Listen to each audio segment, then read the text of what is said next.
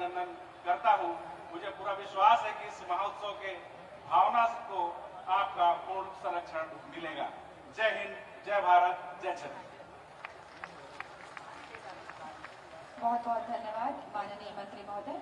और अब अध्यक्षीय उद्बोधन के लिए पूरे सम्मान के साथ हम आमंत्रित करते हैं हमारे मुख्यमंत्री माननीय श्री भूपेश बघेल जी को।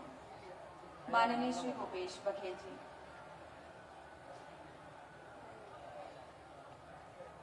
हम आमंत्रित करते हैं विधानसभा में नेता प्रतिपक्ष माननीय श्री धर्मलाल कौशिक जी को उद्बोधन के लिए पूरे सम्मान के साथ। माननीय श्री धर्मलाल कौशिक जी।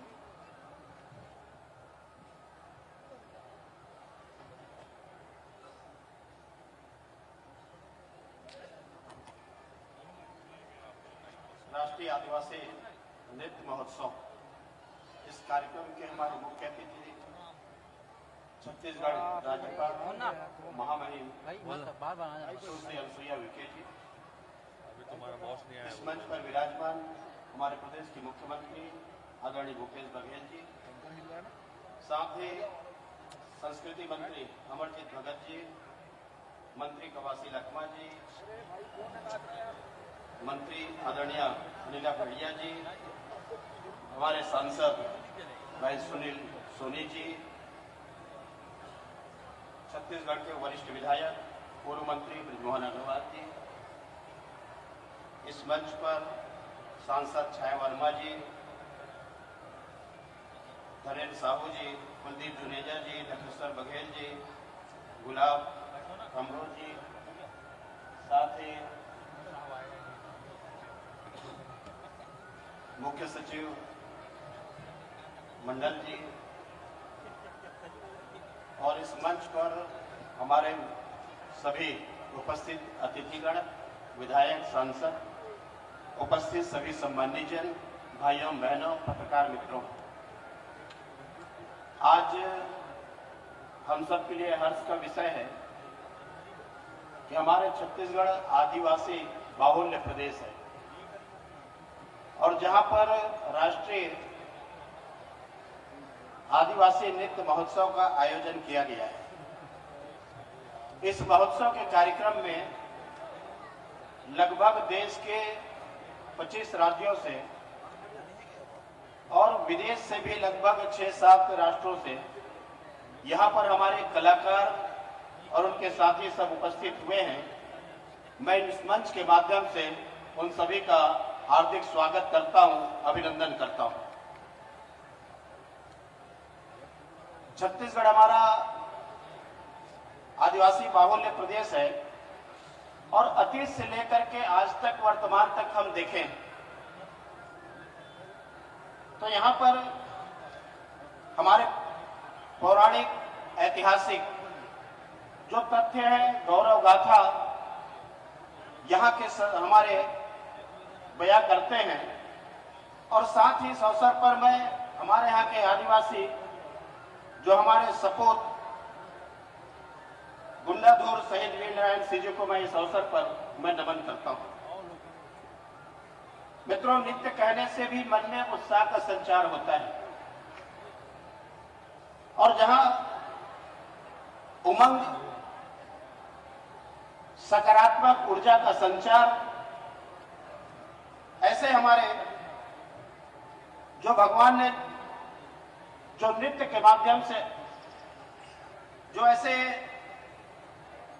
सौभाग्य दिए हैं, निश्चित रूप से हमारे अनुसूचित जनजातियों के हमारे इस नृत्य के माध्यम से एक अनूठा संगम हम सबको देखने को मिलता है। जहां तक इस संस्कृति के संरक्षण और संवर्धन की बात है, इनकी एकता और भिन्नता की बात है, तो केवल छत्तीसगढ़ ही नहीं बल्कि छत्तीसगढ़ से पूरे हिंदुस्तान और हिंदुस्तान से लेकर के आप विदेशों में जहां भी जाएंगे, लगभग ये संस्कृति, इनका कल्चर, आदिवासी समाज का हमको एक सा दिखाई पड़ेगा। उनके रहन सहन, खान पान, बोली भाषा अलग हो सकती है, लेकिन बाकी जब समानता की बात करेंगे तो इसका जो विराट स्वरूप पूरे विश्व में दिखाई देगा, तो उसमें एकता और उसके अनुरूप उसके संस्कृति आपको दिखाई देगा। आज के इस अवसर पर जब हम एकता की, अखंडता की बात करते हैं, तो जब हम संस्कृति की, इसकी संरक्षण की, तो मुझे लगता है कि केवल नृत्य ही उतना ही हमारे लिए नहीं है संरक्षण और संवर्धन के लिए। आज हम अनेक समाजों की बात करेंगे। आप देखेंगे कि आप कल्पना करेंगे कि सारे समुदाय के बीच में आप देखेंगे तो गौरवशाली यदि किसी का संस्कृति है जो रचा और बसा हुआ है, जिसके कण कण में स्वर जो गुंजायमान होता है, वो आदिवासी समाज है। और जितने प्रकार की उनमें कलाकृति है, शायद विश्व में किसी समाज के अंदर दिखाई नहीं देगा। ऐसा गौरवशाली हमारे आदिवासी समाज की संस्कृति के रसा और बसा हम सबके बीच में है। हमारे छत्तीसगढ़ के सरगुजा कर्मा और वहां के कर्मा के थाप से लेकर के आपके बस्तर के कर्मा और मध्य क्षेत्र में हमारे जो आदिवासी समाज है, यहाँ के हमारे, आप सरगुजा में जाएंगे तो सरगुजा आपको अलग भाषा बोली के साथ में दिखेगा। आप बस्तर में जाएंगे तो उनकी अनूठी निराला आपको दिखाई देगी।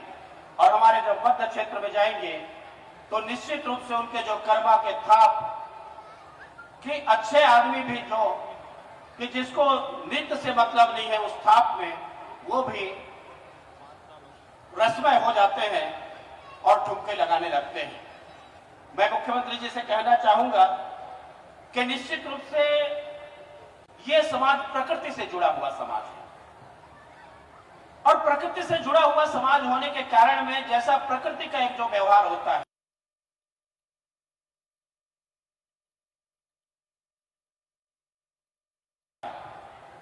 आदिवासी समाज में सरलता है, सादगी है, कोई कपट नहीं उनके मन में, निश्चल स्वभाव का। और उसके साथ ही साथ में आज जितने प्रकार के उनके बोली, भाषा, गान, नृत्य, मुझे ऐसा लगता है कि आने वाले समय में इसके संरक्षण और संवर्धन की हम बात करते हैं तो केवल उतने ही तक नहीं, बल्कि उसके संस्कृति के संस्कार, परंपरा, विविध अन्वेषण, अध्ययन और अनुसंधान की आवश्यकता है। उसको लिपिबद्ध करने की आवश्यकता है। आज ऐसे समाज के महापुरुष हैं, अलग अलग कालखंड में उसके आप अलग अलग मिल जाएंगे, लेकिन सबको एकीकरण करने का प्रयास और उसको लिपिबद्ध करने का प्रयास यदि हम करेंगे तो मुझे लगता है कि आने वाले हमारे जो पीढ़ी है, जो भावी पीढ़ी है, इस गौरव में उनके जो विरासत है उससे हम उनको परिचय करा सकते हैं। और इसलिए उसमें शोध की आवश्यकता है, अध्ययन की आवश्यकता है। आज आदिवासी समाज के जो ज्ञान है, आदिवासी समाज के जो अध्ययन है, मुझे लगता है आज के जो विज्ञान है उससे कम नहीं है और केवल उसको सहेजने की आवश्यकता है।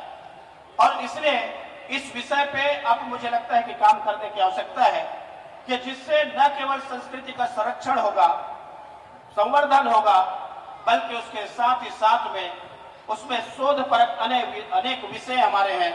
शोध परक ऐसे हो हमारे उनके विभिन्न क्षेत्रों में जो कार्य है, जिसको आने वाले समय में और उसको हम एक जगह समाहित कर सके, तो इससे आने वाले समय में और हमारे संस्कृति जो विरासत में जो मिली हुई है उसके संरक्षण और संवर्धन में आज के पीढ़ी को उसका लाभ मिलेगा। आज के इस अवसर पर महामहिम जी हमारे इस कार्यक्रम के मुख्य अतिथि हैं। आदिवासी समाज से स्वयं हुए हैं। मुझे लगता है कि जितना आदिवासी समाज के कल्चर के बारे में, समाज के विभिन्न गतिविधियों के बारे में उनको जानकारी है, शायद हम सबको नहीं है।